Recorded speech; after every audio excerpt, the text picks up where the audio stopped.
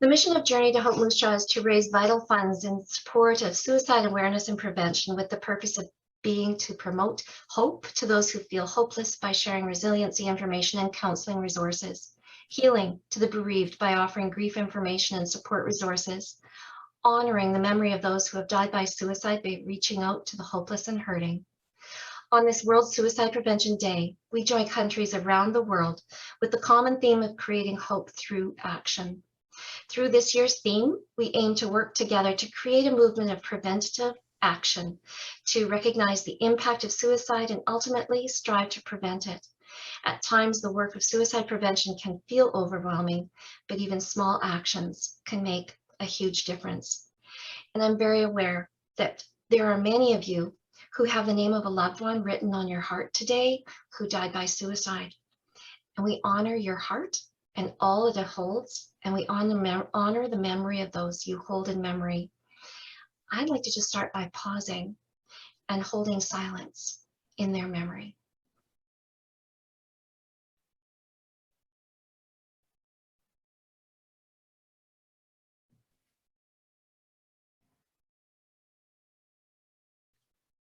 We remember them and we hold them in our hearts as we do this work.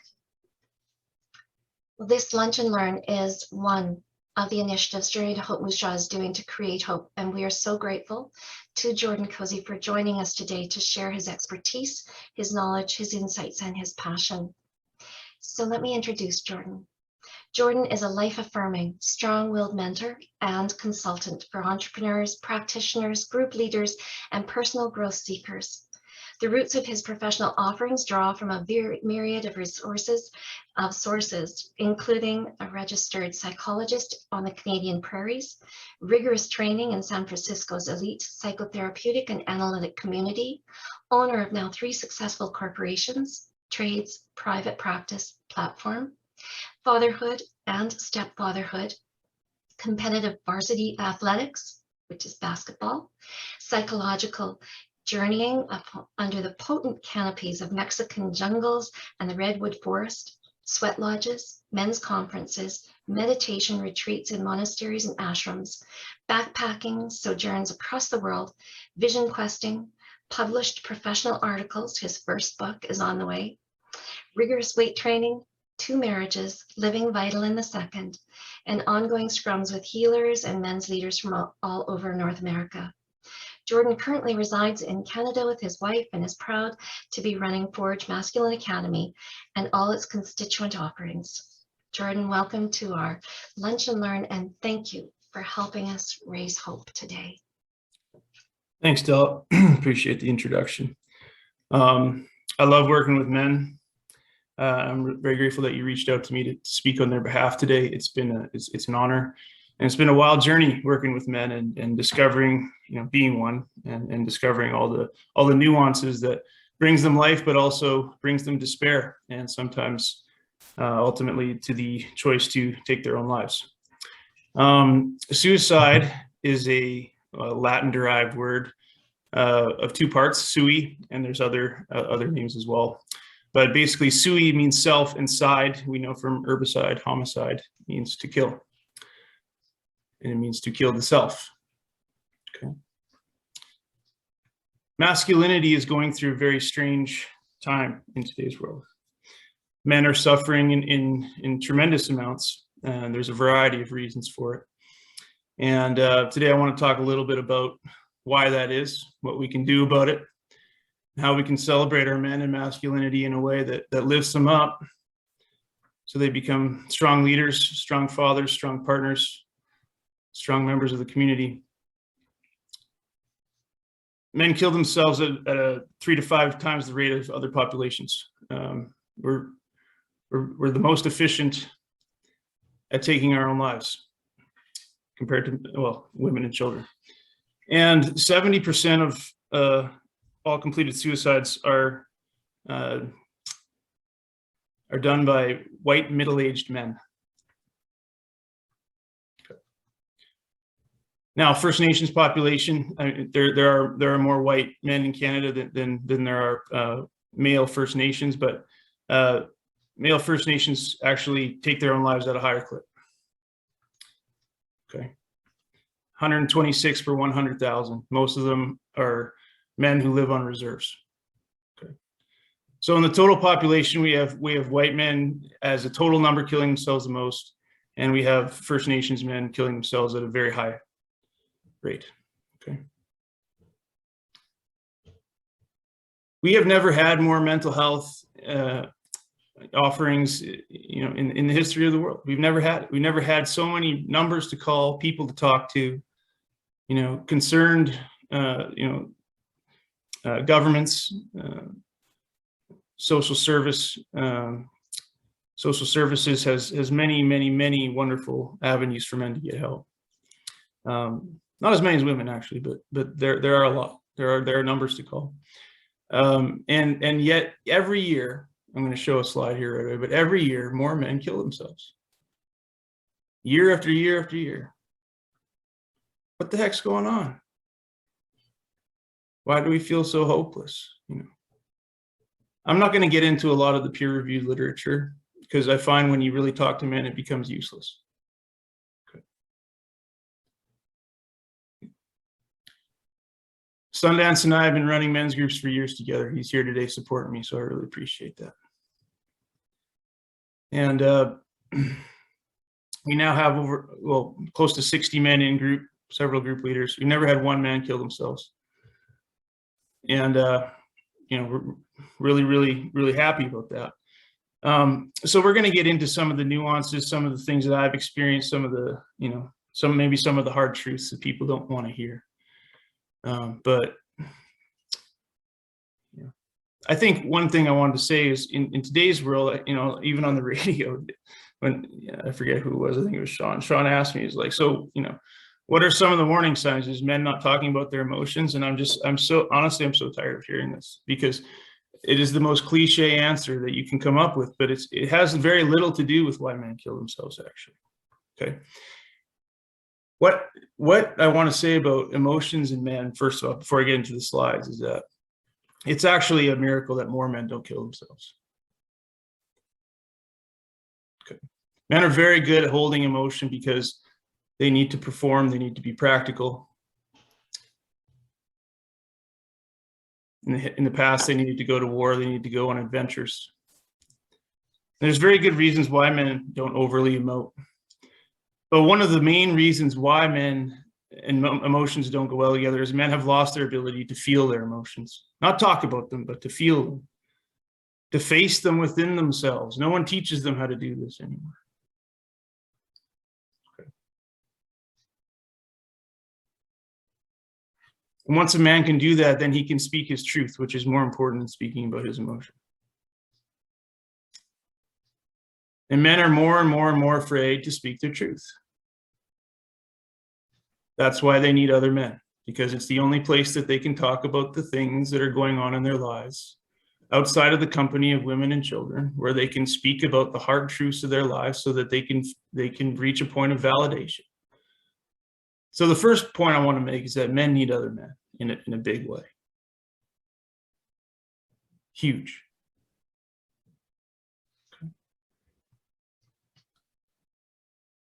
Okay. So you can take part in this if you want, eyes open, eyes closed, whatever you want to do. But this is something, it's a little visualization, imagination exercise that I want to do today. So I just want you to imagine a man who's just tucked his daughter into bed. Sees a baseball in the hallway or a football or whatever that he's just the day before his son has just caught his first catch. Proud of him. Wife sleeping down the hall. Beautiful home, winding staircase, whatever you want to picture. It's got everything that you think a person would want. Goes downstairs into the basement. There's toys on the floor, video games. He sits on the couch and all he can think about is ending his own life.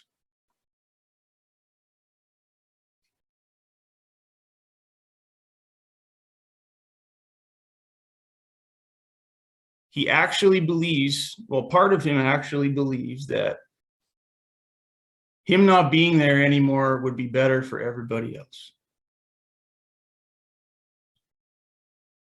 He believes that after everything he's experienced in the last day, in the last years. See, men are fixers. They like to fix things, and that's one thing that's really beautiful about them. Problem solvers. So he's sitting there and he thinks, well, maybe it'd be better if I just left. Wife and kids will get the life insurance, and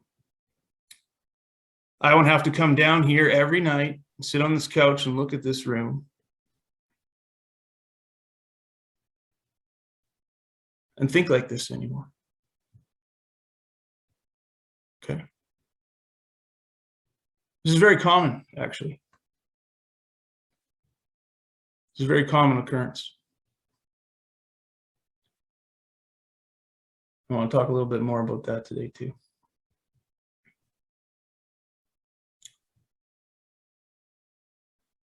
When I was 17, or 19, I mean, you can come out of it now, you can open your eyes.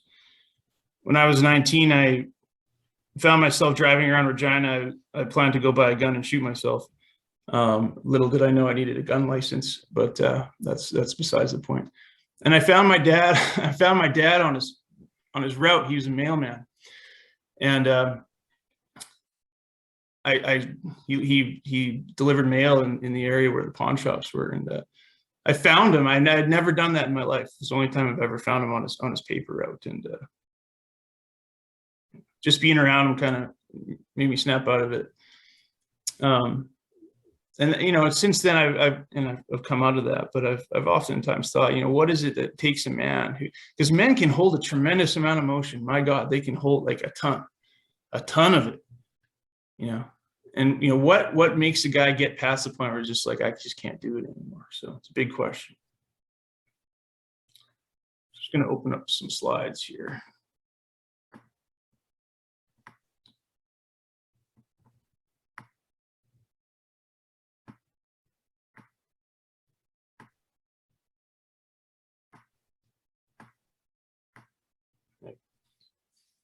So there's me. I already got introduced.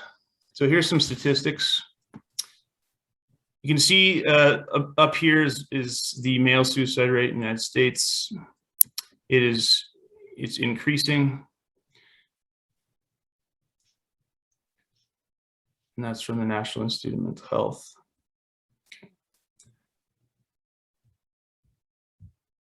So in the last 20 years, we've gone up 5 per 100,000. So it's increasing. And Della was, you know, when you reached out to me, Della, you were saying that you were seeing an increase as well. Just I don't know if you're taking stats on that or if, you know, but it's happening more and more. Men are dying by their own hand. Okay, I talked about these stats a bit, but you can see the graph is skewed in a major way towards men killing themselves. Interesting enough, men over 65 are at the greatest risk of suicide. Okay. Very interesting. Okay, so here's some risk factors. Okay. A lot of men kill themselves after they lose their children in a divorce.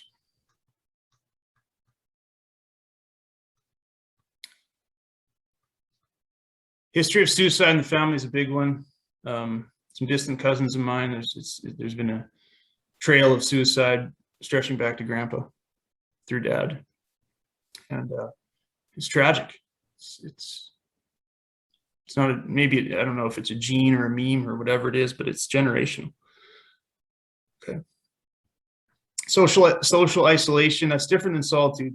There's a lot of men who enjoy solitude. Solitude's a really amazing thing for men, to be alone and to work through their issues and to find inspiration from within themselves. Solitude is an amazing thing. Social isolation is different. You know, if you haven't heard from Jim for a while and nobody's heard from him and it's kind of weird, and that's the kind of thing, those are the kind of warning signs that we're talking about. Okay. Bullying on the playground at school, that stuff tends to stick in the body, and stay there as trauma for years. And it's tough work undoing those knots as a therapist. Okay. Substance use is a major one. If a guy's not sober, he's going to have a hard time staying alive in many situations. Okay. Abuse in marriage. A lot of men are actually abused, and people don't want to talk about that for some reason. But many men are physically abused in marriages. And that's not something they can talk about. It's a hard thing. It's embarrassing. It's embarrassing for anybody, but it's embarrassing for men in a way that, we don't hear a lot about male abuse in marriages or as a child. Okay. So when men are abused, they internalize shame, and shame is the great facilitator of suicide. Okay. So we got previous attempts, certain disabilities, and I think that also goes with age, the age factor. When a man is older, 65, his testosterone levels decrease, and his ability to do, to fix, to be, to create, to contribute greatly diminish, and that those things are very closely tied to the identity of men. Okay. Loss of family, mental health, and we talked about shame. Okay.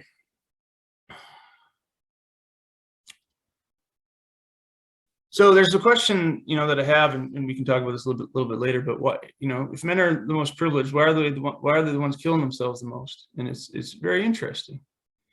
Man, there's no doubt men have privilege. There's no doubt about it. But why are they killing themselves? Is it guilt? Is it shame? It's a strange paradox. If life is so wonderful for them, why are they taking their own lives? It's a discussion to be had. There's no claims being made here.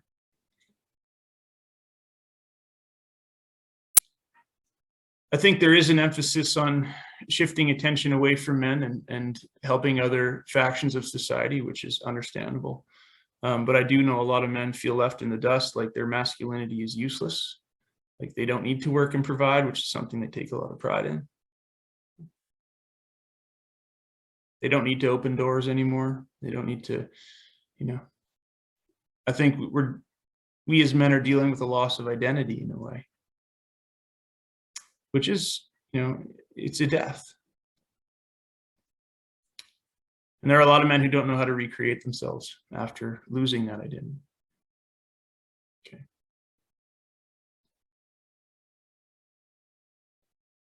I don't know if you guys have ever seen the Kill All Men hashtag, but it's a big thing. It's, I have two boys, twins in high school right now, and this meme it's sweeping social media platforms, and it's pretty terrible, in my opinion.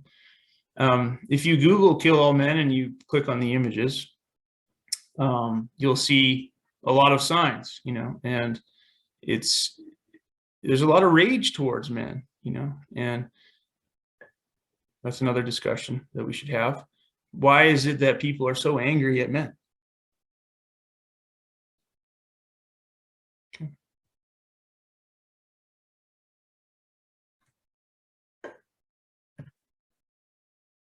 So let's talk about some claims and some experience like that. So men don't talk enough about their emotions. What I've discovered is that when men get together, they don't talk about their emotions. They don't actually need to. What's healthy for them is they need to be able to learn to assert their truth rather than hide. Sometimes they cry, sometimes an emotion comes up, but mostly it's just when a man has the ability to say, okay, this is what's true for me, and I'm going to say it. When he does that, he experiences strength and a connection to those around him. And it's hard sometimes it's hard to learn assertiveness skills. I mean, it's especially if you've been abused or all the things that were listed on the previous slide. Okay. But when a man doesn't do this, he hides and he becomes flaccid.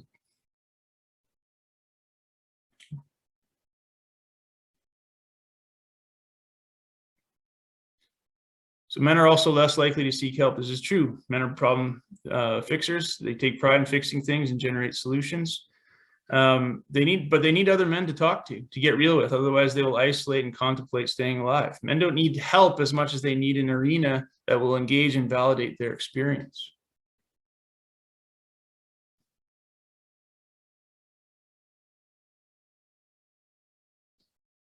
We've lost our campfires of old.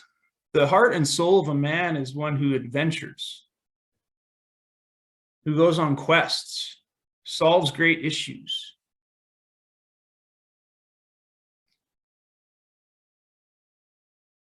And that is one of the reasons why that man sitting down on his couch in his basement is upset, because he doesn't feel like he can do that anymore. He feels tied to his house, to his kids, to his wife. Not all men are like this, but there are many. And the seed within him that wants to experience life to its fullest dies every day.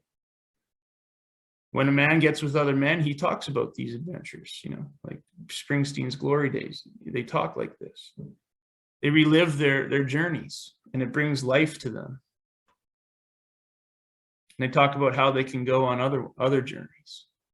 So when you talk to men, and you want to support the men around you, support their need for life and for adventure and for time alone and for solitude. A lot of men are afraid to ask their partners or their kids for time to themselves. They feel guilty doing it. When guilt turns into shame, it's a terrible place, and that's what happens. And that's what turns a man who's alive into the man on the couch in the basement that I described.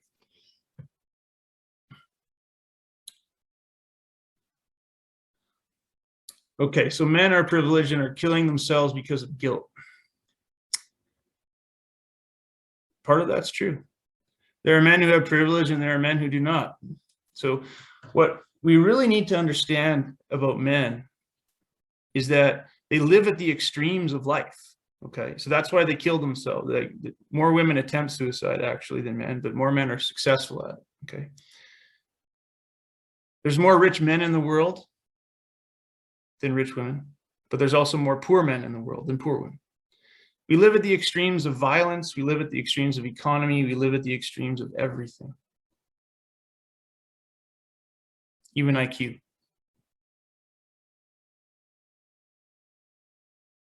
Okay. A man living in his own hell is not privileged.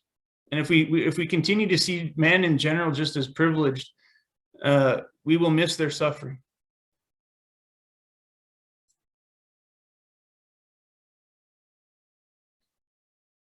He needs support. He needs to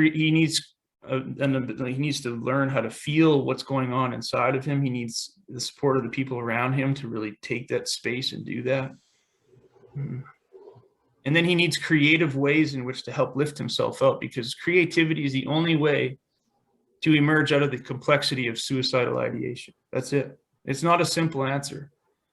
It's a conglomerate of amount of measures that are going to take him out of that. It's multifaceted.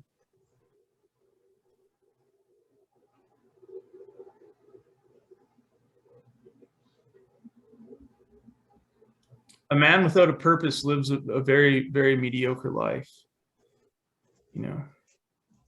I usually tell guys, don't get married until you're a little bit older, even in your 30s, because if you don't find out who you are, then you're going to take that out on your kids and your wife. Most guys don't know who they are in their 20s, by the way. Not in today's world, anyway.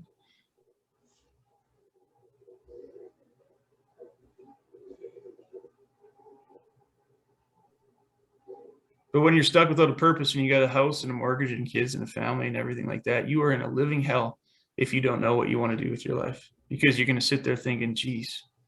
And that is the root of depression, by the way. People think, well, men kill themselves because they don't talk about depression, but depression has its own etiology that is deeper than just some neurotransmitters firing in a skewed fashion. This is a sense of purposelessness. This is a sign that you're offline. This is a sign that you're not living a life that's true to yourself. It's a hard thing to do. So there's a lot of people say men need to be more transparent with the woman in their lives. Yes and no.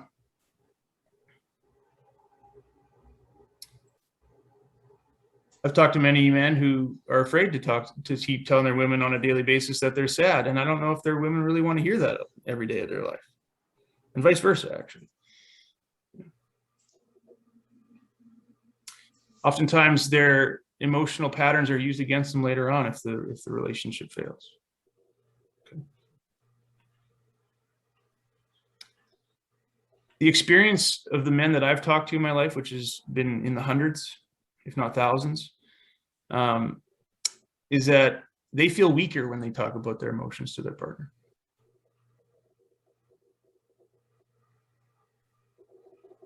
Okay.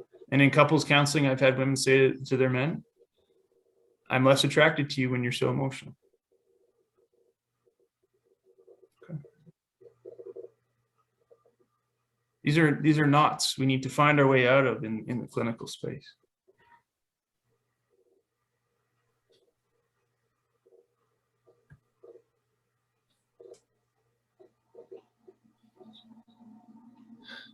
All right, so attraction, we talked a little bit about that, but men who are usually or overly emotional do not gain in attractiveness. It's just not, it's a farce. Men who are truthful and assertive are attractive, but overly emotional men are not attractive. Okay, so we need to make that distinction when we're working with men.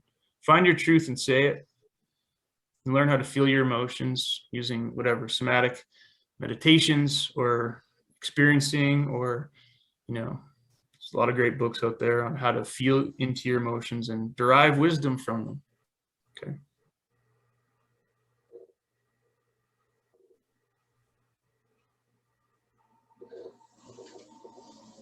Overly emotional men are the ones who kill themselves too. Men who can feel their emotion, make it through it, go, okay, yeah, no, I'm sad for a while. All right, I've been playing, what do they play? Fortnite for 3 weeks now. I'm feeling sad. Okay, I should probably stop doing that. Redirect, say, hey, I've been offline. I realize it, now I'm going. Okay, so that's usually all it takes for guys.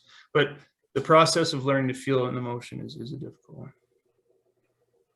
Men who can't do that become addicted to drugs or alcohol or porn or, you know, whatever it is out there that's hurting masculinity in a pretty major way.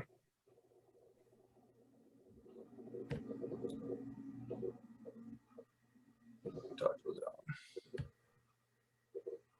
Some hard truths. Men are underfathered and overmothered. Is that sting? It should.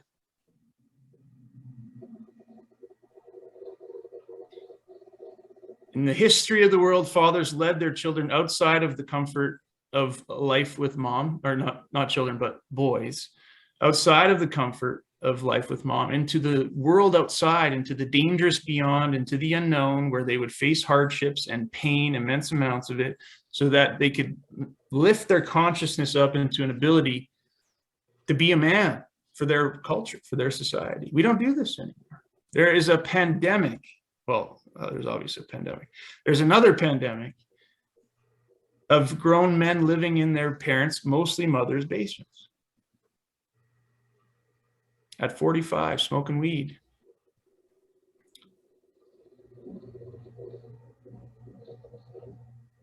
"45-year-old mom goes to 45-year-old John and says, you need to get out of here and get a job and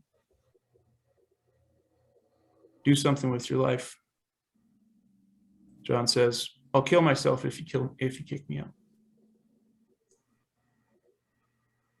That's not a one-time story. Okay. Where's dad? What's he doing? Well, dad's weak too. Dad won't challenge. Dad defers to mom, or dad's gone, or dad's dead.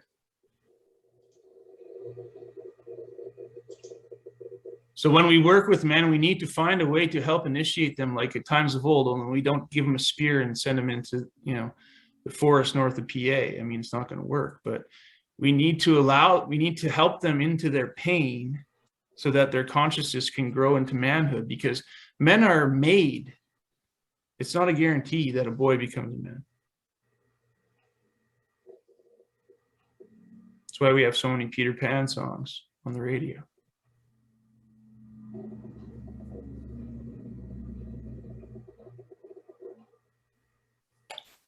Jordan, can you say that again? Help men into their pain? Yes. So the age-old formula for raising a boy into a man is through pain, through mythology, and through the company of other males or men. And when a man is in pain,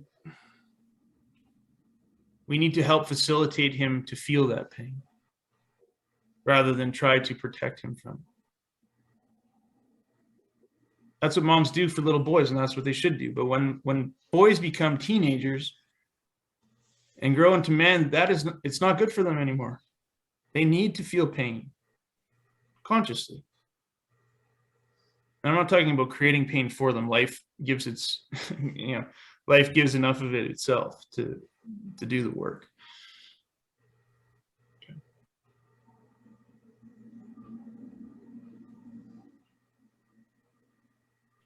I've successfully worked with many teenage boys whose moms still have to wake them up in the morning and get them to school. And what we've done is we've stopped that, and we've gotten dad to come home from work, which he isn't too happy to do.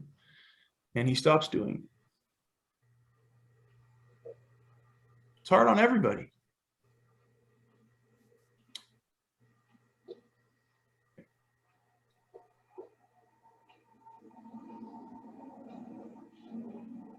These are hard truths. These are hard things to look at. And it's much more complex than this, but I'm just touching upon the surface of what I've seen that leads men to feel weak and unable to feel their emotions and useless. And once they feel useless, then they don't want to be here anymore and they kill themselves. So that's where it's all tied in. We talked about this.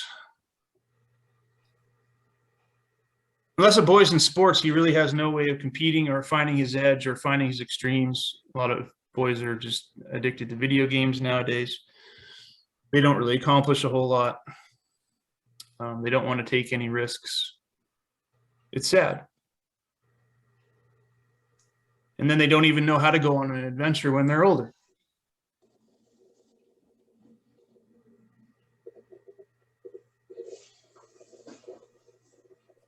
Encourage young men to go on adventures. To feel the pain of having gone too far after flirting with a girl. Make space for them to live at the extremes so that they can learn how to be a man. It's a hard thing to do. We live in a world that really promotes safety, and it's understandable. But the rate's not going to stop going down or stop going up. It's going to keep going up, is what I'm trying to say. The suicide rate's going to keep going up.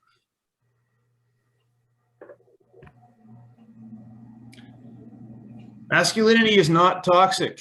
An absence of masculinity is toxic. Okay? And I want to make that clear to everybody that masculinity, when it is full and integrated, it is a beautiful thing to behold. It's a hard thing to describe what it is, but when you see it, you go, damn, that is a man over there. Like that guy's got it. It's beautiful.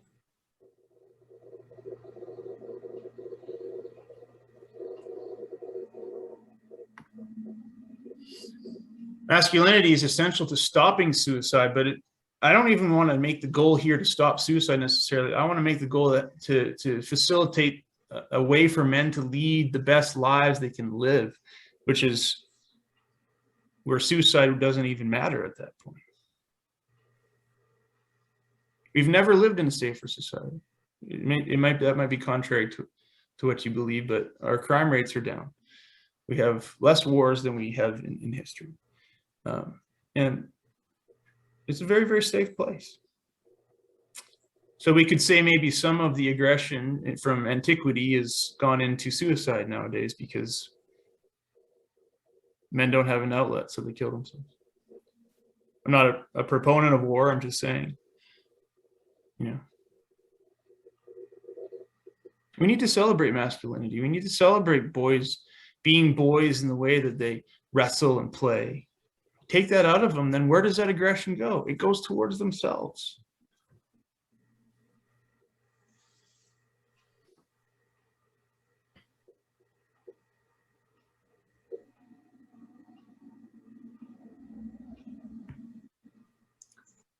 So some solutions here: men need men.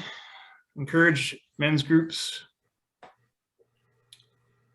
Therapists and coaches who know how to work with men and masculinity. I do training programs for practitioners now to help them work with men more effectively. It's a nuanced world working with men, and it takes a lot of time to wrap your mind around it.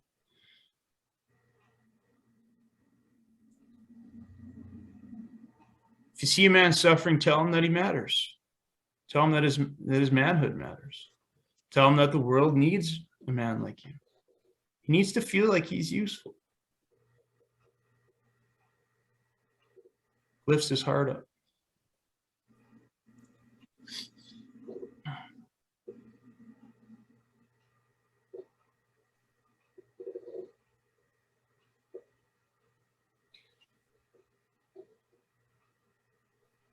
Death tells us something about life.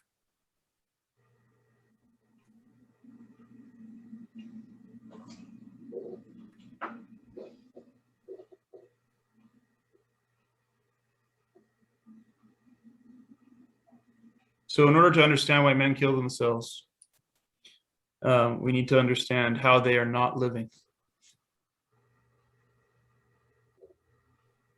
And to create the conditions for them and the younger boys who want to become men to lift them up.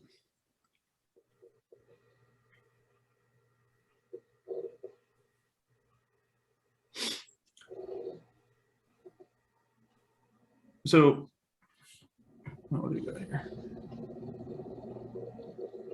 Yeah. So a lot of our training is geared towards femininity and feminine practices. I just wanted to show you guys one thing here.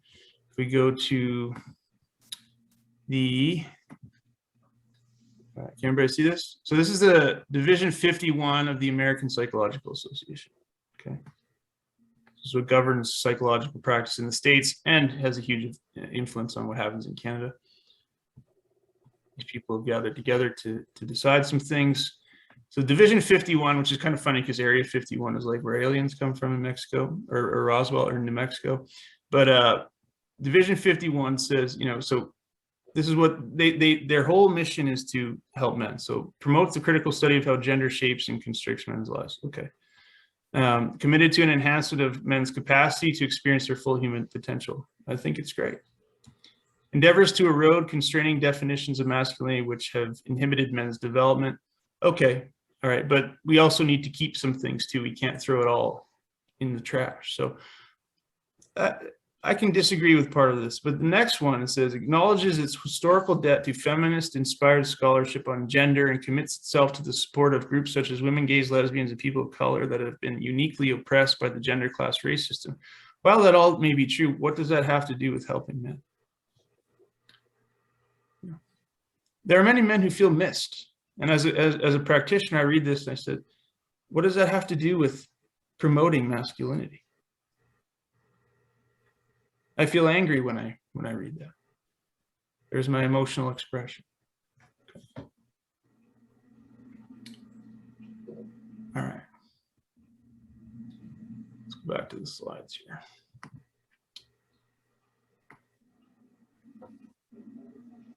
In any case of addiction, a man must get sober first before he can really do anything and look towards help, or in terms of 12-step programs. Therapy isn't exactly the most helpful avenue. If you're doing weekly therapy with somebody who's trying to come up with drug addiction, they need to become sober first, especially with men. And then therapy and group work and these things can go along with the sobriety, and that tends to be helpful. But a man's not going to become a better man. He's more likely to take his own life when he's addicted. Okay. So I have some trainings here. I can send this to you guys. Some certificate training. We just completed an 8-month training course with 7 guys who are now leading men's groups in Saskatchewan. This one starts in January 2022, and it's training practitioners or people who want to establish a private practice and work with men. It's an 8-month course. It's full of really good information for how to work with men specifically and to celebrate men. Okay. And this is the men's group resource list. So if you know any guys who might be interested in joining a men's group, we've been running them for years. We got guys who've been there since the beginning. Like I said, there's 55 guys in it right now. And we've never had a man take his own life, and we all love it. We meet every 2 or 3 weeks, depending on the group, and it's been a really awesome experience. And here's just some other resources that I got. I used to work for Mobile Crisis, so I've taken calls, and I know what that's all about. It's a really good place to call if somebody's in a crisis. So, okay. Celebrate men and masculinity, and they will live. So I just want to end on a story before we go to questions. I want to end on a little story here. So I'm actually out in Kanukama near Regina Beach, and today I am embarking on I'm actually my wife's death doula. My wife is dying of cancer, and you know, that's definitely one of the warning signs of a man taking his own life. Is there's a loss of family members, and man, it's been a tragic thing. But I'm standing here with, you know, after this call, actually, we're going to start the process where she's going to prepare to leave, and I'm here, and I would never be able to do this without the men in my life, and the men in my groups. My brother Sundance there. I see Emil in the crowd. Emil's a member. There's a few other guys here, and I tell you, it's something that we really need, is encouraging men to get together and to talk to one another and to find ways to do that, which is tricky.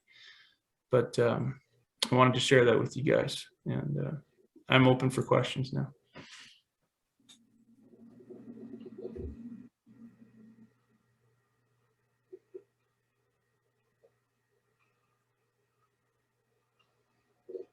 I'll just remind everyone to unmute your microphone so that you can ask your question.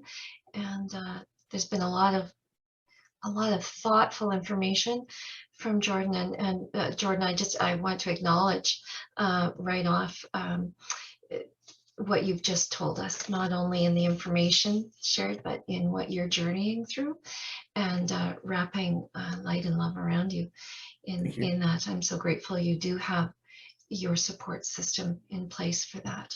Absolutely. Anyone have questions, comments that you'd like to place in the group? Hi Della, it's Wendy here. I have a question. I lost my 19-year-old son to suicide in 2019.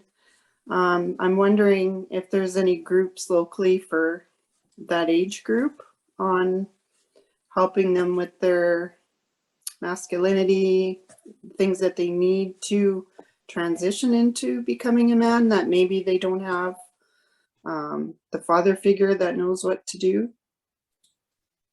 Yeah, it takes more than a dad to initiate a young man, and we accept kids 19 and older, or you know, who want to come in, and I guess I think kids are 19 when they're kids, but they're probably kids until they're 25 in my own mind. But yeah, at 19 we accept them into group. Questions?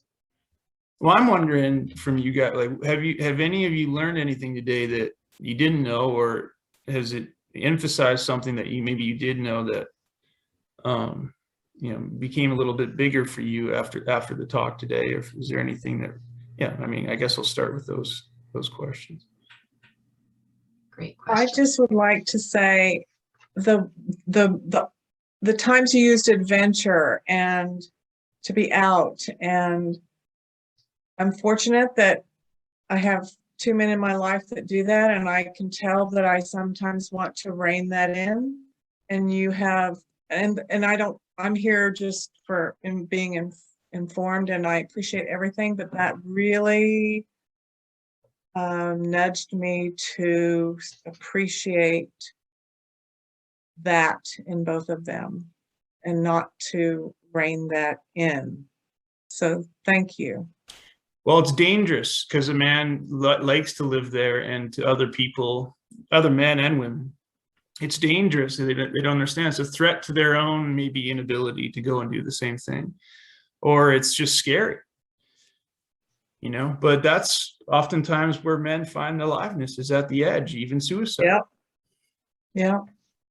And I was never raised to do that. So I just need to go experience some more adventure. I hope you do. Thanks. I found it really helpful when you said men need men and men need their solitude. And I think we understand that to a certain extent, but I don't think we understand how much they need other men.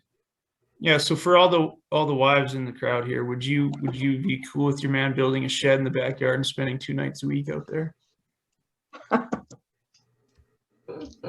I may have begged him to. Mine is. That's awesome. My wife, who's now dying, she actually built me a cabin on our land when we were living on the land, and it was a gesture of love that I will never forget for as long as I exist. So yeah. Thank you for sharing that.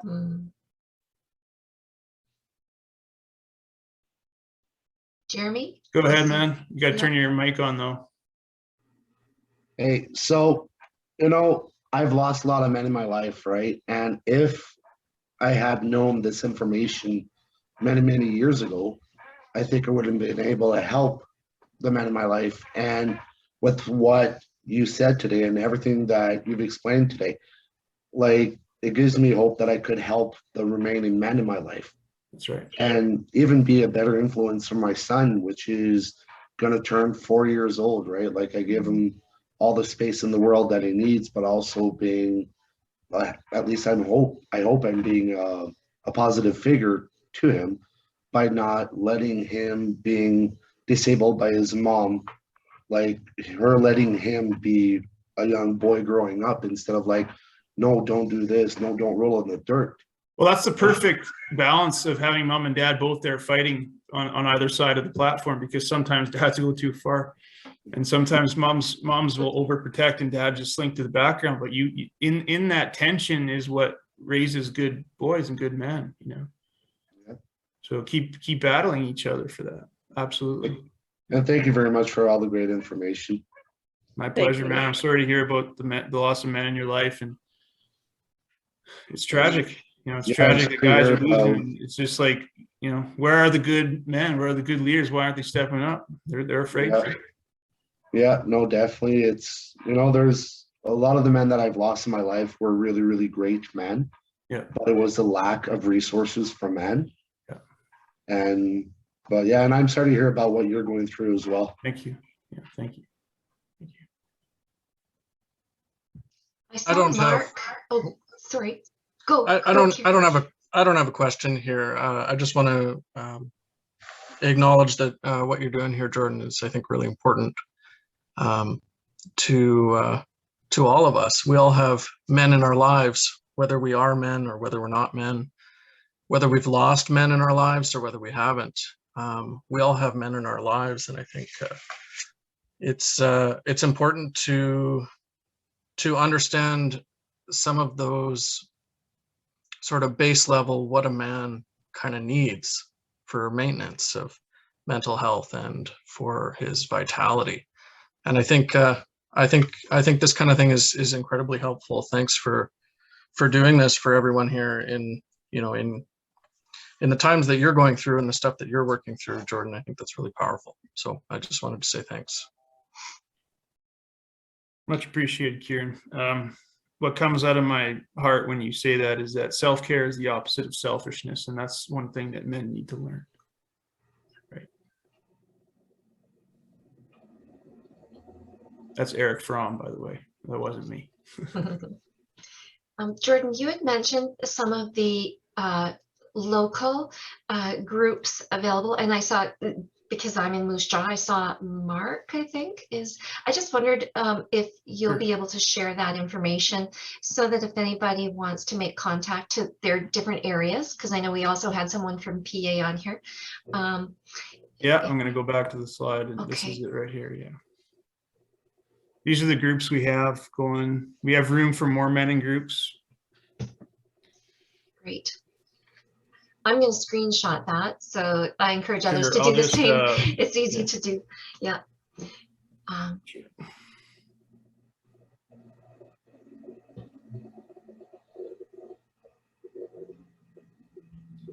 Is there any other comments or questions?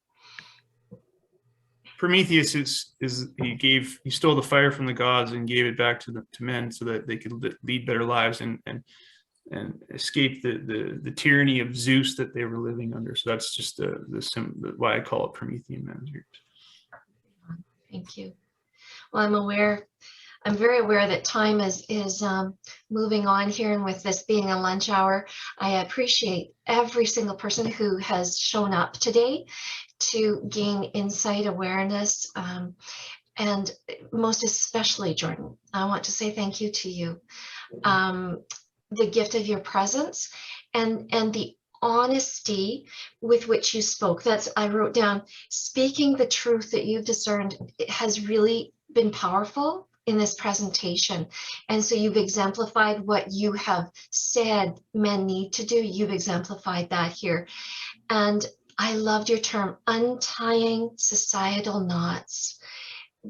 That's something that so needs to happen, and how to help men understand how they are not living. I just, powerful, powerful truths, and so many more. And I'm seeing on the chat, I'm seeing gratitudes being shared. And so across the board, thank you, Jordan, and thank you, bless you in this journey that is a difficult journey that you are on, a journey of the heart, and bless your wife. Friends, thank you. And I'm going to close with, depression, anxiety, and mental illness are real. Hope, help, and healing are also real. Let's be real together. Thank you. Bless all of you.